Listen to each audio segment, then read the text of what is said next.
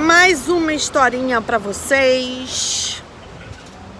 Ainda estou conseguindo fazer coisas ao ar livre, mas nem sempre poderei. Porque às vezes não é possível fazer coisas ao ar livre. Se puder, compartilhe meu vídeo. Sempre que eu puder fazer ao ar livre alguma coisa, eu vou fazer pra vocês, porque dá um ar de refresh pra vocês. E o que eu tô pra falar pra vocês, mais uma historinha que envolve paranormalidade e humor. E tem muito humor nessa historinha. É sobre o enterro. O enterro do meu querido tio, que eu não vou dar nome, não vou dizer de quem que ele é ligado à minha família, que daqui a pouco a minha família aparece aí querendo me matar. Não posso. Minha família dispersou muito, né? Teve muita dispersão, porque muita gente mora em outros estados e não tem mais contato. Sempre tem uma pessoa na família que centraliza as pessoas, né? E na minha família tinha uma pessoa que centralizava, que se comunicava com todo mundo. E essa pessoa morreu. Então, as pessoas param de se comunicar. Reparem que toda família tem uma pessoa que centraliza, que através dela você se comunica com o resto, né? Porque todo mundo fica meio com preguiça de falar com todo mundo, então tem uma pessoa que fala mais com o grupo. E isso acontece muito nas famílias. A pessoa morre e as pessoas param de se comunicar porque o centralizador de comunicação não tá mais aqui, né? Eu vou contar a história então, uma história da minha família com muito carinho, muito respeito, mas é uma história muito engraçada, não poderia deixar de contar. Eu fiz um relato que deve sair aí ainda sobre um primo meu que faleceu. E ele estava de moto, que ele andava de moto há mais de 20 anos. E ele bateu a cabeça no paralelepípedo e faleceu imediatamente. Pois é, quando ele faleceu eu fiz um relato que eu fiquei dormindo no restaurante, senti um sono imenso e apaguei. E isso foi porque na hora do desencarne dele eu doei energia e acabei ajudando na transição do desencarne dele. Isso realmente aconteceu e eu fiz um relato sobre isso, ou vai sair antes ou depois desse. Porque aqui tá meio confusa a ordem das coisas. A pessoa que tá me ajudando tá meio confusa. Mas a gente vai tentando. E o que aconteceu que antes desse meu primo falecer, vamos colocar aí 2 meses antes dele falecer, teve o enterro do pai dele, tá? E é sobre esse enterro que eu vou falar, que aconteceu muita coisa ligada a esse falecimento do meu primo. Esse meu tio, que ele esteja muito bem onde ele está, eu já o vi. Eu vi, inclusive, ano passado aqui em Londres, ele apareceu pra mim. E eu tava fazendo até cleaner na casa de uma mulher, uma família negra aqui de Londres, que eu fiz cleaner na casa deles um tempo. Eu estava fazendo cleaner e meu tio entrou no meio do cleaner e veio falar comigo. Érica, que saudade, você está em Londres. Eu falei, mas que impróprio horário para falar comigo. E ele falou assim, mas eu queria falar contigo, só tem agora para falar. Eu falei, mas eu estou no meio de um trabalho que eu vou sair daqui a 2 horas. Não, mas que saudade, como é que você veio parar aqui em Londres, Érica? Você não sabia que eu estava em Londres? Eu falei, não, agora que eu vi que você está em Londres. Eu falei, você está onde? E você está onde, meu querido? Eu estou muito longe daqui. Mas agora que eu me toquei que você está em Londres, eu vim aqui te visitar. Eu falei, poxa, obrigado, um abraço, um amor, obrigado, você foi no meu enterro, você foi muito delicada indo lá. A gente vai estar sempre junto, sempre ligado. A gente ama você e bababá. Nossa, eu fiquei tão feliz. Dele vir até Londres para falar comigo. Ainda comentar que não sabia que eu estava em Londres. Ele tinha morrido há muito tempo já. Já morreu faz 17 anos, 18 anos. Então agora que ele se tocou que eu estou em Londres. Eu falei, nossa, como você está atrasado, né? Já devia saber há muito tempo.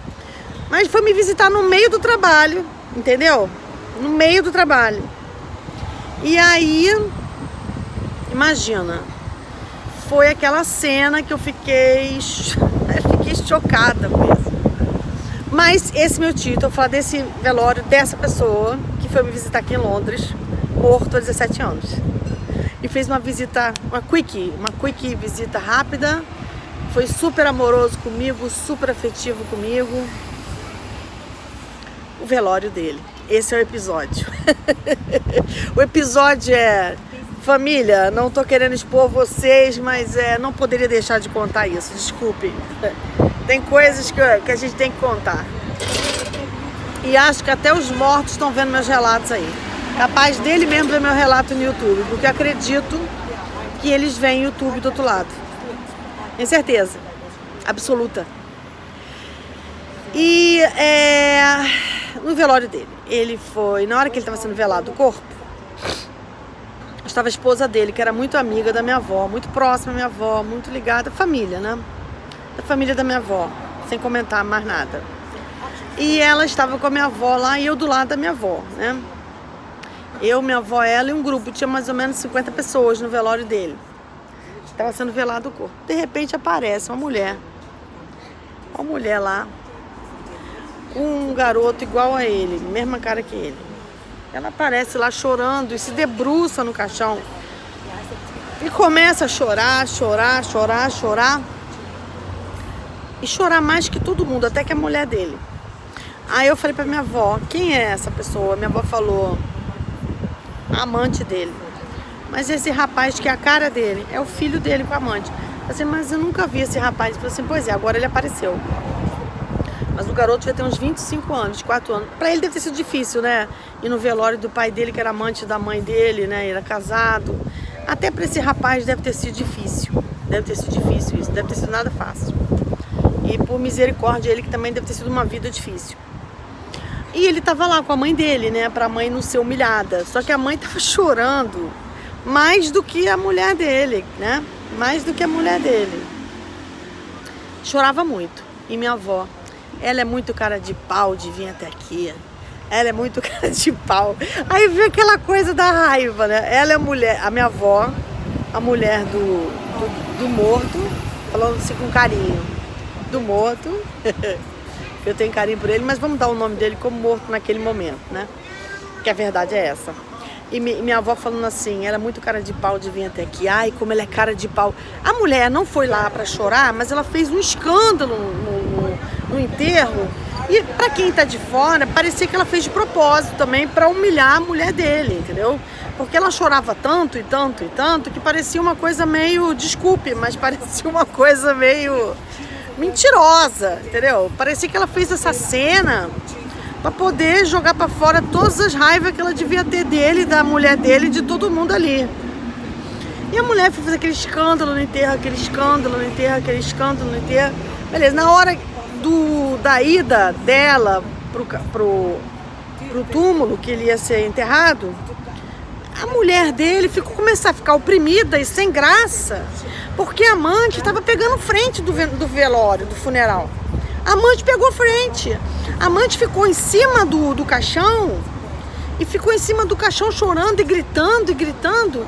E antes de fecharem o caixão para levar para ser enterrado, a seguinte coisa aconteceu, por isso o relato. Minha avó, que era muito crazy, muito crazy, assim, no bom sentido, né? Ela não era louca, ela era assim, espontânea e falava muita besteira. E falava umas coisas assim, muito besteira, ela era muito espontânea. E quando ela falava um monte de coisa, era apavorante. Apavorante. Porque ela saía falando coisas. Coitada. Muito reprimida. Então quando eu abria a boca pra falar, quando ele falava uma coisa, a coisa vinha... Era... Tadinha. Era apavorante. Minha avó, antes de fecharem um caixão para levar para colocar na terra, né, no buraco, lá na cova, né, vamos falar a verdade, ficou apertando o meu tio, apertando ele, assim, sabe, a carne dele, morto, apertando. Eu falei, que tá apertando ele aí? Você tá apertando o fulano, meu tio aí? Que é isso? Ah, tá molinho. Aí gritou no enterro, olha o que ela fez. Vai levar alguém daqui em 2 meses, porque o defunto tá molinho. Eu falei, o quê? Que história é essa? Tu é doida? Não, Érica. Quando o defunto tá molinho, alguém vai embora em 2 meses. Ele não tá duro. Eu falei, gente, mas eu não tô acreditando que eu tô ouvindo uma... Já foi 2 cenas ridículas, né? A amante fazendo escândalo e o defunto que ela gritando que vai levar alguém e vai embora em 2 meses. Quem foi em 2 meses depois? Quem é que foi embora 2 meses depois? O filho dele, com um acidente de moto que bateu a cabeça no paralelepípedo. Dito e feito, 2 meses o cara foi embora, do nada. Mas a minha avó começou a gritar isso no enterro. Alguém aqui vai embora em 2 meses. Alguém aqui embora vai em 2 meses. Eu falei, gente, que enterro macabro. Eu falei, eu quero que esse enterro acabe, porque isso aqui já tá ficando... Não, aí que aconteceu. Terceira cena. A cova, o caixão começando a ser preparado com corda para se descer ali na cova. 60 pessoas em volta, amigos dos filhos dele, a amante na frente, gritando, não vai embora. A amante se jogou em cima do caixão e não queria que ele descesse na cova, começou a puxar o caixão para ela. A mulher dele ficou desesperada e falou pra minha avó assim, do meu lado. Tava eu, minha avó e a mulher dele, nós 3. 3 patetas. 3 patetas. A mulher chegou pra mim e falou assim, mas que vergonha que eu tô passando, hein? Ele passou a vida inteira transando com ela, teve filho com ela, e agora ela tá fazendo essa cena no enterro do meu marido, e eu tô passando um vexame aqui perante todos, perante família, vizinhos, filhos e todo mundo. Eu tô papel de corna mesmo. E minha avó começou a ficar revoltada. E eu comecei a ficar nervosa e com pena dela. E a amante lá agarrando o caixão. Aí a minha avó, por causa do relato aqui, tentei que respirar, faz o seguinte comentário. Ela deu um grito, minha avó, deu um grito, que todo mundo ouviu, as 60 pessoas ouviram. Ela só tá gritando aí porque ela transou com ele anal, ela fez anal com ele. E essa aqui, a mulher nunca teve coragem de fazer isso porque ela é uma mulher direita. Essa aqui é direita. Aqui tá chorando aí, ela fez anal. Ele só ficou com ela por causa do anal que a outra não fazia. Porque essa aqui não faz anal. Gente, eu falei, vó, cala a boca, pelo amor de Deus.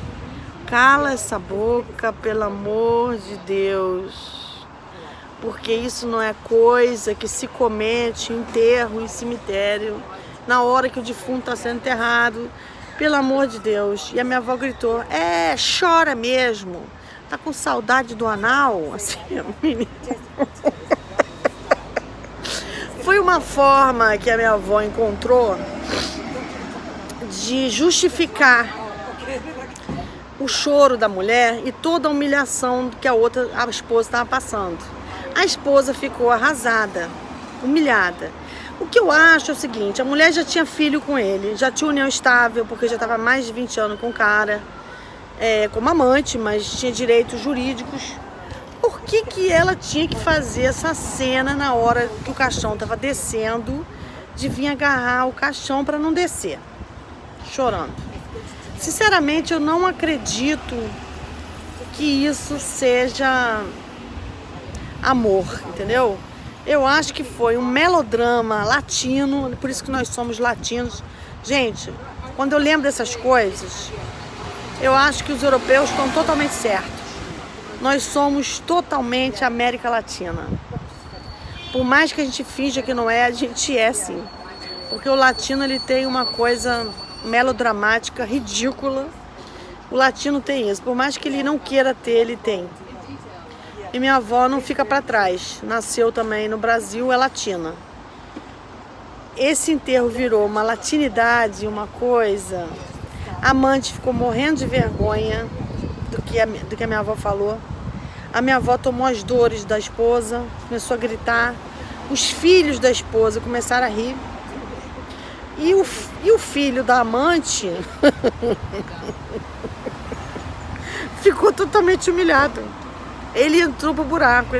A cara dele era de desespero. Eu acho que ele não queria nem ter ido naquele lugar, porque isso que foi falado, a amante não teve nem coragem de desmentir o que a minha avó falou. Ela teve nem coragem de falar que é mentira, não falou nada disso, ficou calada.